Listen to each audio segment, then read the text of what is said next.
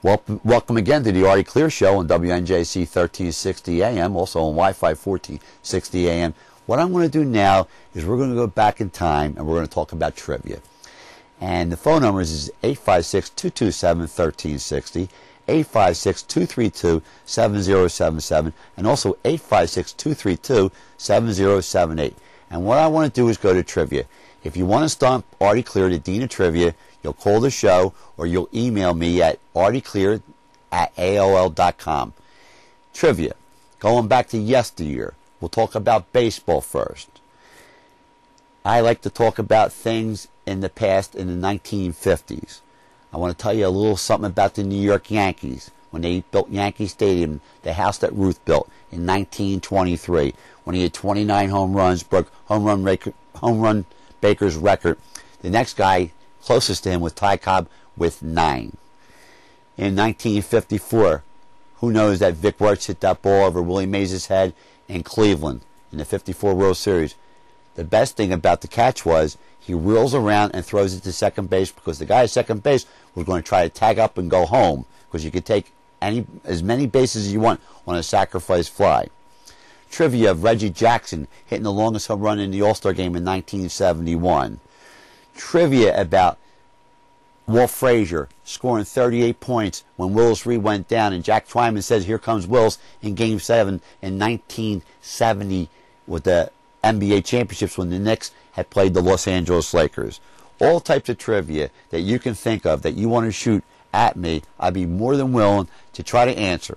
1971, Violet Blue being the Rookie of the Year. 1972, when Violet Blue won the Cy Young. 1972, when Steve Carlton won 27 games and lost 10 games. The Phillies only won 56 games, won a Cy Young. Every year that Steve Carlton won 20 games, 4 times he did it, he won 4 Cy Youngs. Greg Maddux, winning 15 years of double digits in a row, 16 years to be exact. Nobody's ever done that before. Babe Ruth, who was a pitcher 95, 94, and 46, had 10 non-losing seasons as a pitcher, as well as playing right and left field. Now here's a good one for you. Babe Ruth, his first real number was number 9. Then it was number 3. But the last uniform that Babe Ruth ever wore was for the Brooklyn Dodgers, and he wore a very famous number, number 42, which was given to Jackie Robinson. They messed up Babe Ruth. The reason why they messed him up was they gave him a coach job at third base. They promised he was going to be a manager. They never held a promise to Babe Ruth to be a manager. When Lou Gehrig gave his speech in 1939, the happiest man, or I feel like the luckiest man on the face of this earth, Babe Ruth was there. In the Lou Gehrig story, Gary Cooper played Lou Gehrig. Who played Babe Ruth in that movie? Babe Ruth. Tell you a short story. Ty Cobb was coming to a banquet. He was 70 years old, so there was a sports writer with him to take him down there because he was doing articles on Ty Cobb. So all the great players of today's modern era was there. Tom Seaver, Bob Gibson, Juan Marichal, Steve Carlton, all the great players. Mike Cuellar, Jim Palmer. So the sports writer said to Ty Cobb, "What do you think you hit against these guys?" He looks, he says, "Well, tell you the truth, I think I might hit around 290. And he says, "Well, Ty, how can you not only hit 290? I mean, you have a career average of 367. Why only 290? He says, "Because I'm 70 years old, you idiot." And then they started to chuckle and laugh. Now, here's another one. Mordecai Brown, Three Fingers Brown. The reason why they gave him Three Fingers Brown, that's all he had was 3 fingers. He had the greatest percentage of wins and losses than anybody. Whitey Ford had the most wins in the World Series. His real name was Edward. He hung out with Billy Martin. Mickey Mantle, Whitey Ford were the best of friends. Mickey Mantle hit the longest shot ever, 560 feet. They projected in the Astrodome. Now today with the steroids and all, I don't know how far they can hit these balls. The ball is a tightly wound ball. Shifting gears back to baseball, 1919 Black Sox scandal with Chick Candell, Lefty Williams, Addie Seacott, and Showless Joe Jackson. Also, Buck Weaver, who spent his dying day, he died when he was 64, trying to clear his name that he was never a part of this scandal. They each got $10,000. They were paid for 1 game, then they were threatened. Arnold Rothstein fixed the World Series, actually made the Cincinnati Reds the favorite when The White Sox should have been the favorite. They weren't. At that point, it was all over. Everybody knew the fix was in. They brought Mountain Landis in as your commissioner. The White Sox won.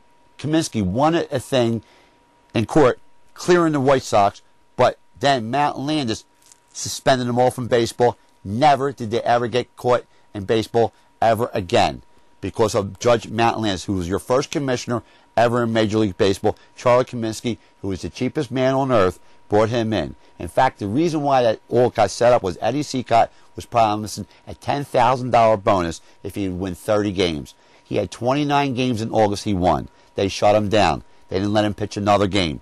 He comes into Kaminsky's office and says, listen, I think I deserve the $10,000. He said, nope, Eddie. Goes to the bookkeeper.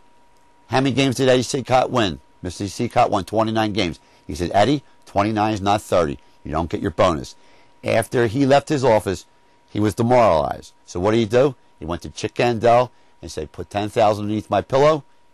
I'll throw the game. How the fix was known and was on, he was going to hit the first batter. And then they knew the fix was on. So what happens is, he throws the first pitch, and it's strike one. AR, he gets a little shaken. Supposed to hit the guy. The next pitch, he hits the batter. AR, at that point, was at a betting parlor where it was ticker taped, where all the stuff was going on that was happening in the game. The man asked him, do you want your usual seat, AR? He said, no, I won't be staying long. And then he just walked out after he knew that Eddie Seacott had hit the first batter. He knew the fix was in. Then at that point, they were going to try to win it because they weren't paying anymore. Lefty Williams was the pitcher on record to go to the next game. It was a 9-game series. It was 4 games to 3. Man came up to Lefty Williams and said, is that your wife? He said, yes. If you don't lose, she dies.